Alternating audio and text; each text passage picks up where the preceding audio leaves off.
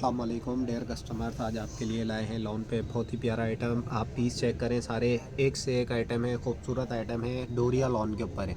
एक डिज़ाइन का मैं आपको इसमें रिव्यू करवाता हूँ। आप पीस चेक करें, सब ईद कलेक्शन के हिसाब से होगा, नया आइटम होगा। अलहरम फैब्रिक पे आपको पता है हमेशा अलग ही चीज़ आती है। चीज़ चेक करें, काम चेक करें आप, थ्रेडिंग का काम हुआ हुआ है सारा, और ये है भी डोरिया फैब्रिक पे। पीस चेक करें आप, प्योर लॉन होगी, चीज़ भी बहुत प्यारी है।